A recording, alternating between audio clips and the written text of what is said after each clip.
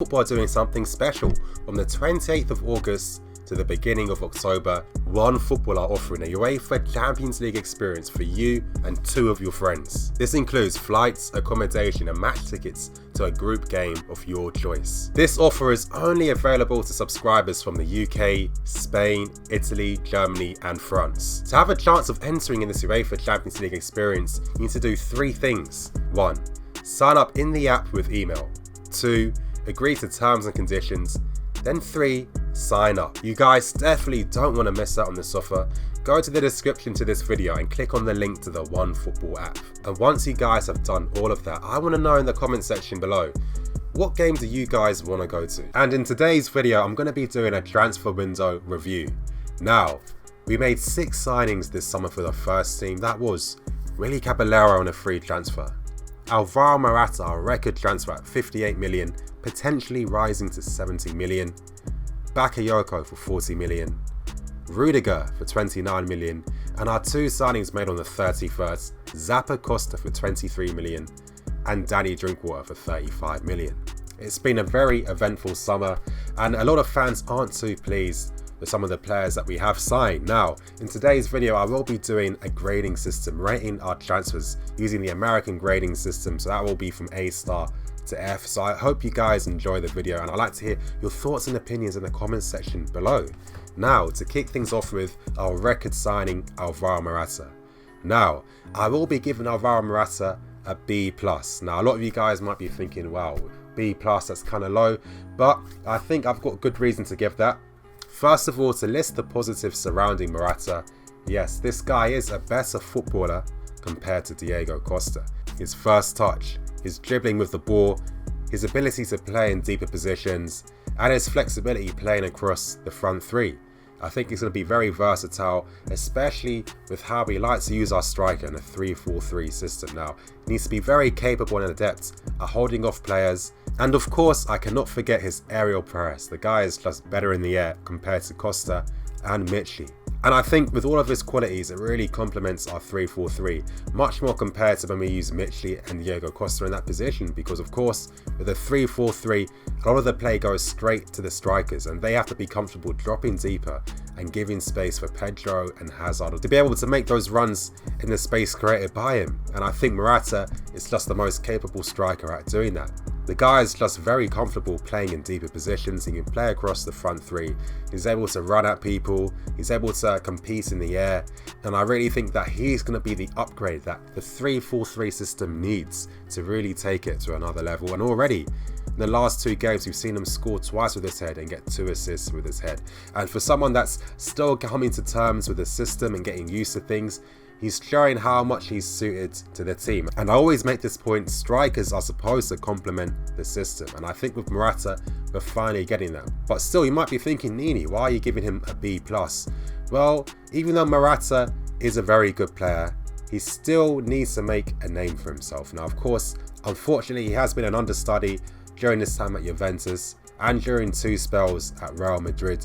He wasn't able to really assert himself into the first team properly. Even during his time last year at Real Madrid, he still missed out on a few of the big games. I'm looking at the Barcelona games and Atletico Madrid games.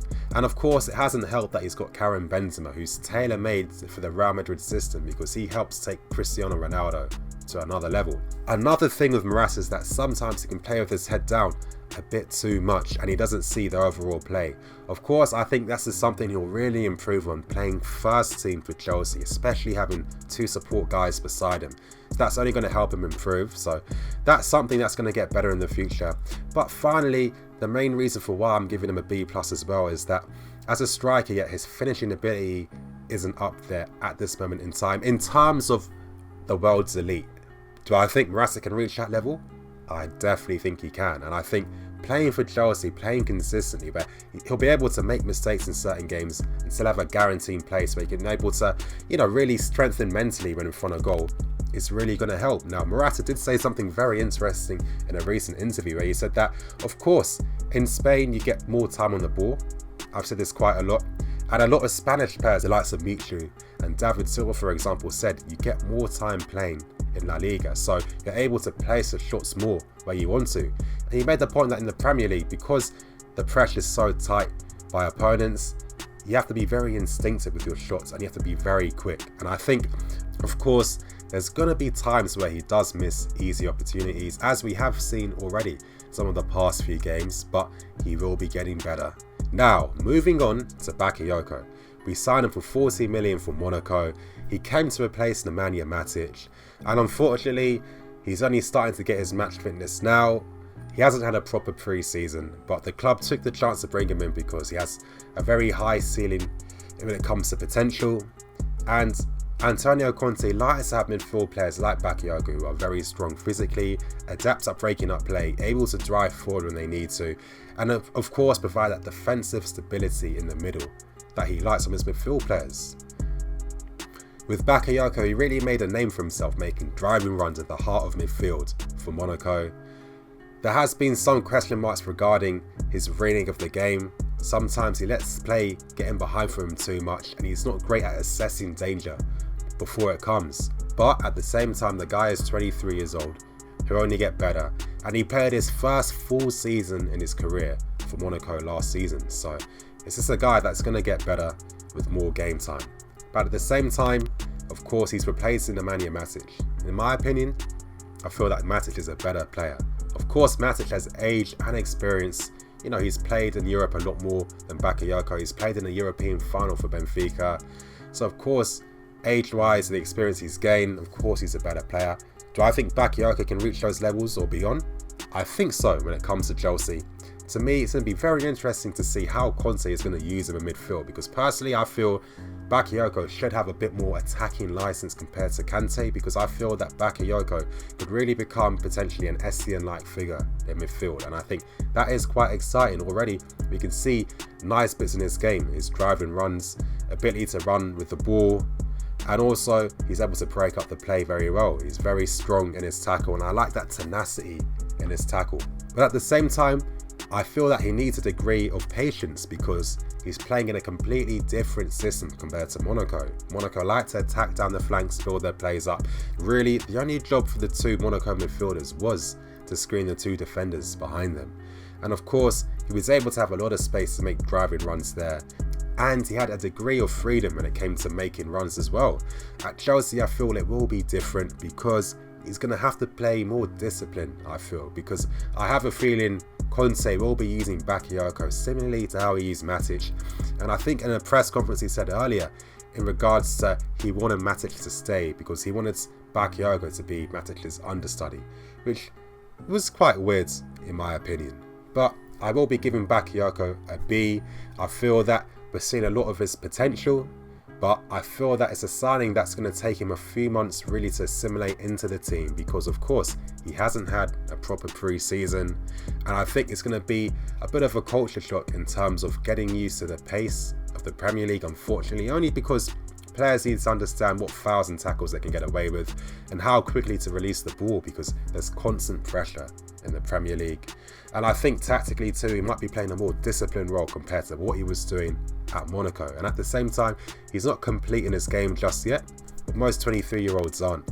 I feel that if he was to play a disciplined role, I think it might take him a few months to get used to things. So I expect to see his performances pick up around January. But I feel that it's a good signing, it's a good replacement because we're signing a guy that has very high potential and can potentially become a better player than Matic in the years to come. And I feel that it's a very good signing for the future.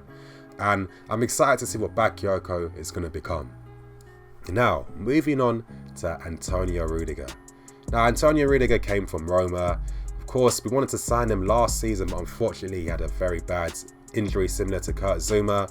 He only got back into the Roma team sometime around January where he became a key figure and put in very good performances. Now, we finally got our man we wanted to bring in. We sent Kurt Zouma on loan to Stoke City to bring in Rdiger. Now, what Rdiger does provide is he is adept at playing across a back three and he's adept at playing as a fullback when he needs to. He's good at playing with the ball out, which is a nice facet to his game. He's comfortable under pressure. Rdiger is also decent aerially and he has a very nice tenacity in his tackle. He's a very spirited figure when he plays. But at the same time, there are some weaknesses in his game. Sometimes his positioning is a bit suspect. his timing of the tackle can be a problem as he does give away quite a lot of fouls. And like I said, he is good aerially, but he could be more dominant aerially. For Rdiger, and this might seem harsh, but I'm going to give him a B-. Now, with Rdiger, I feel that we actually let the better player leave, which is Kurt Zouma. Now, I watch a lot of football. I have seen Rdiger play for Roma during last season, so I'm not making my only analysis watching Germany in their final against Chile in the Confederations Cup. I don't do that type of stuff. And every point I've made is stuff I've noticed during his playing days at Roma, and I feel I just have to compare him to Kurt Zouma. Now, there could be some controversy because a lot of people are of the belief that Zouma is an inferior player, which I just can't accept.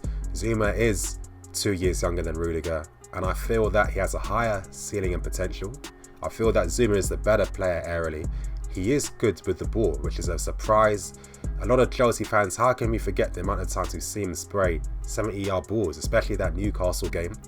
And his timing of the tackle is one of his best features because he's a very elegant tackler, similar to the likes of Desailly and Lilian Thuram. And I feel that with Chelsea, we went for experience over actual playing ability. Already Zouma's showing his class for Stoke City already. And I feel that really Rdiger wasn't a signing we needed to make. I know the argument's going to be that, well, he needed to go out on loan so he can regain his fitness, but that's what pre-seasons are for. Really, pre-season should have been a measure for him to really reset himself, regain his fitness. He would have come back perfectly fine. You don't have to play a year's football for another team to be able to get your fitness back. Not at all. But at the same time, it's going to be interesting to see what Rdiger does. Of course, he has played in a back three for Roma during his playing days. He will need time to adapt to the Premier League. He has put in some decent performances so far, so it's going to be interesting to see what's going to happen in the future.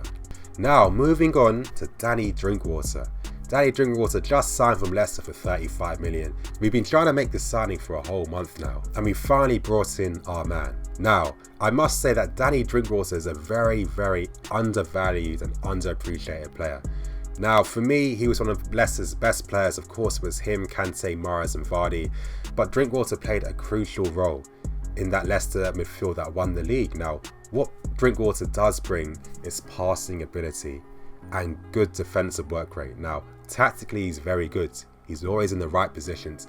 And what I love about him is his technique when it comes to passing. Now, you have to realise, if you've got Jamie Vardy up front for you, Jamie Vardy is constantly on the move, breaking the lines and getting in behind defences. You need to have a midfielder who's technically adept at being able to spot those runs and then have the ability and quality to make the passes. And Drinkwater's displayed every type of possible passing technique you could want. And I felt really sorry for him that Jack Wilshere was picked over him when England were playing in the Euros in Paris, as I felt that Drinkwater was the best English midfielder that season. Last season for Leicester, he's one of their best players as well again, and he kept up his performances. And I think him coming to Chelsea is a good move because he'll definitely get game time, as Conte does want to rotate the team more, and he's a very good player. And I'm going to be rating Danny Drinkwater a B. I feel that it's a good signing. I think the money's quite a lot, but I'm expecting the money to be a lot because we are trying to make a bid for him near the end. So of course it's going to be hard for Leicester to replace him, and at this time I'm not quite too sure if they did sign Adrien Silva in the end. But Drinkwater is a very good player to bring into the squad, and he won't just be fourth choice, he will be competing for a place in midfield. And I think already his relationship with Kante is a bonus, and if anything, Fabregas should be a bit worried because I could see Conte favouring Drinkwater more due to his defensive work rate and his tactical position, even though I think that Cesc does the same thing. Now, moving on to another new signing, Zappacosta from Torino. Now, Zappacosta signed for us for 23 million. It was a signing that came under the wraps, but as I always tell you guys, whenever clubs are going for a position they want to fill, they always have about 4, 5, 10 targets that they look at. So it was quite obvious that Zappacosta was being worked on beforehand in case any move for Oxlade-Chamberlain fell through. And this is why he came so quickly to the club. Now, I did a live stream with Marco Messina from Italian Football TV, so you guys definitely want to check that video out to really get an in-depth analysis of what type of player he is. But Zappacosta is a Conte-like player, a typical hard-working blue-collar style of player. works very hard, a very good engine, tactically adept, fulfills the manager's wishes, and he's the type of player that managers put trust in. Now, he was one of Serie A's best right wing backs last year, and he's really starting to improve a bit more. Now, he's very good at crossing. That's one of his best components in his game, and that's a testament to why Belotti got so many goals for Torino early. He's going to be competing with Moses for a starting place, and if anything, it's going to be good to have two wing backs rotating as often. And if anything, it's going to be very good to have two wing backs competing for a place, because it's a very demanding position physically, as you have a lot of responsibility to provide your team's width single-handedly. Zappacosta though is decent defensively, don't expect any fireworks, but he is good competition and a good squad option as right wing back in the team. I know people are talking about him being the new Alonso, potentially, as we know that he's accustomed to playing with Conte already, because Conte was the manager that brought him to the Italy squad when they went to the Euros. I think Zappacosta, 25, he's a good player, he's decent. It definitely wasn't the club's second or even third choice option, as we have been looking at alternatives such as Danilo and Oxlade-Chamberlain, but Zappacosta does bring some versatility as well, as he can play as a left wing back as well as right wing back. So tactically, that gives a lot of possibilities for Conte, as he's able to really assess what player is really going to use. So in terms of squad depth, this actually gives him a lot of possibilities and usefulness for the team. So because of that, I will be giving Zappacosta a B-. I feel that he does perform a very good role for the team in terms of depth, plus squad options, plus he's very dependable.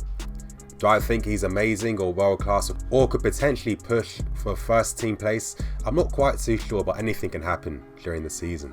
Now, to end this transfer review, I will be talking about Willy Caballero. Now, we did sign Willy Caballero from Man City on a free transfer, and you know what? I think it's a good signing because, again, he's a very good backup choice for a goalkeeping position. Realistically, we're not going to bring in someone like a Pesacek or anything like that. Begovic was a very top class one, but of course he's good enough to be playing first team football, and for most teams, second choice keepers aren't usually on the same level anywhere near. So to think we're getting Willy Caballero, who's had years of experience playing for Malaga in La Liga, an Argentinian international, has been playing for Man City as well, and he's got used to the league now, and his performances were actually decent for Man City when he did have to play last season. And I think to bring this guy in on a free is very good business, and I will be grading Willy Caballero a B, because I feel that he's a very good option as a backup goalkeeper for the team, especially when he's already used to the Premier League and he's got tons of experience. Now you guys, I want to hear from you in the comment section. What grading would you give some of the players we have signed this summer? It's going to be really interesting, and I know that there's going to be potential for a lot of interesting discussions and opinions.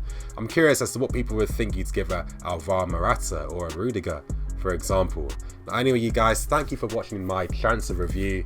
Please like, comment and subscribe, and please, if you haven't, it really helps support me and the channel and the content I can bring to the channel. Please go to the description, open the OneFootball app link and download that. That really helps a lot. I'd really appreciate if you guys did that. Anyway, you guys, thank you for watching today's transfer review. I'm Nini FC, this is Blue Lines TV, signing out.